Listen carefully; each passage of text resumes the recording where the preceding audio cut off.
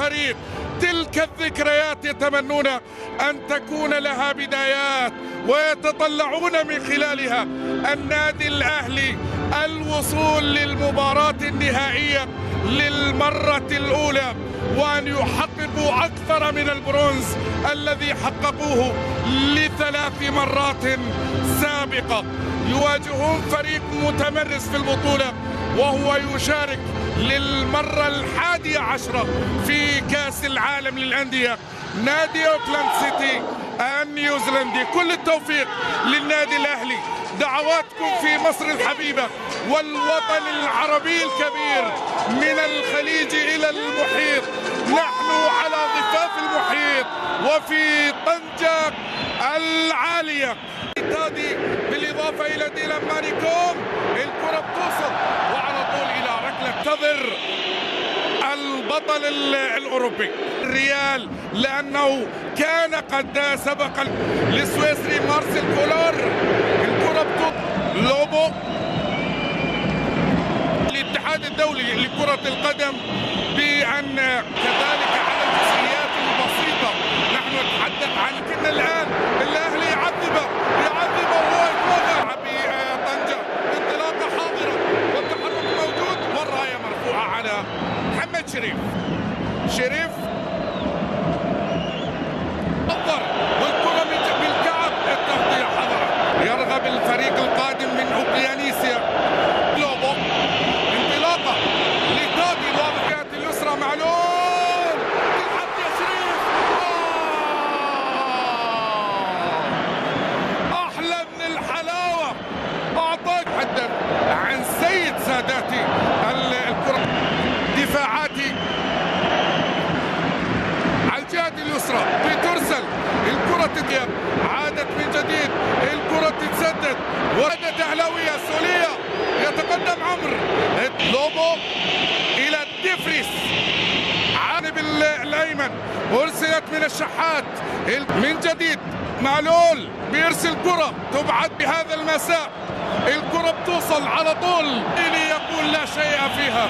مويون الشحين أمامك. كتيبة كولور تستعيدها على طول الجهة اليسرى. شحات يرسل كرة أمام بنيا وأمام تكتل دفاعي. البحث مستمر. حمدي فتحي بيحضر لسوريا. محمد هاني يرسل كرة جميلة. حسين الشحات.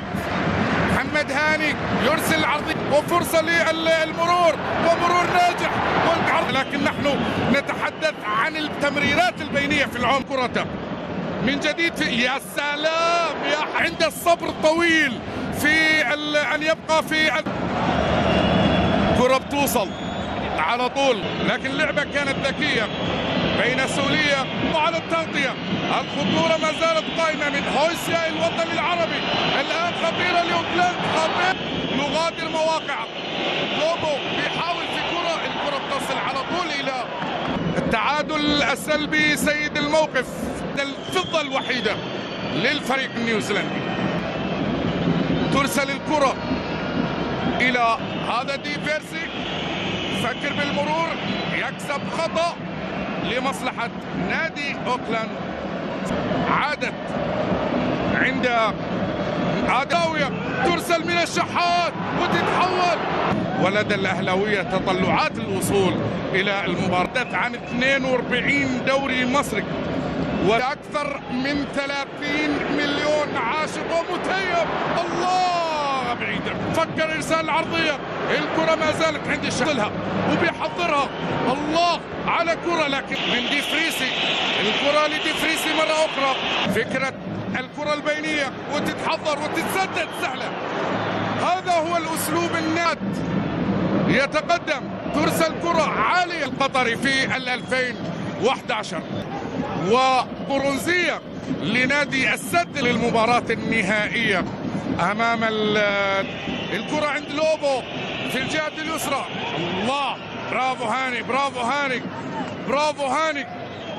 من جديد تقدم تغطية شناوي.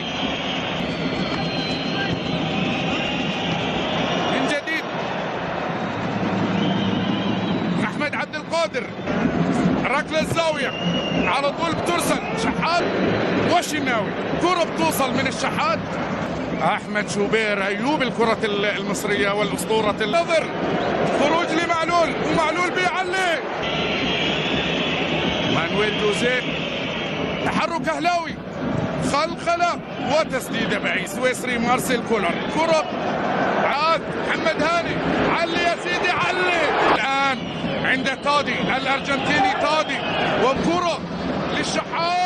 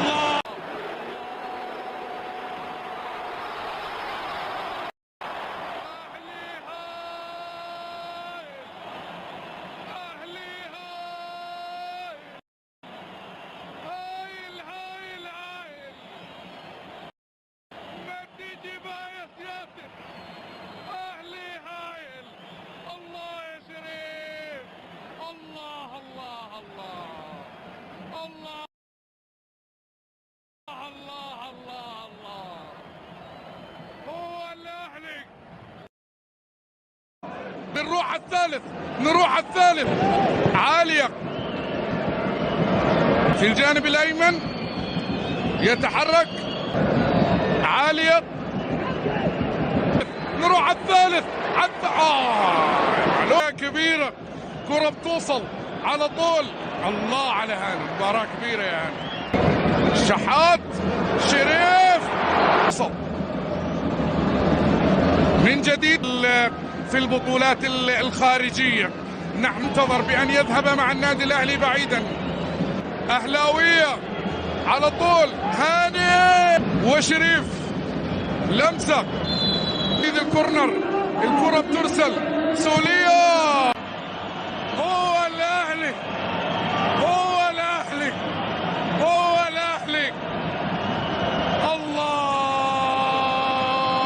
يا كبير، الكبير كبير كبير، يا حلاوة على كعب كهرباء، ويا حلاوة يا تو تو تو تو تو تو تو واوكلاند في الباي باي. شوف الكرة.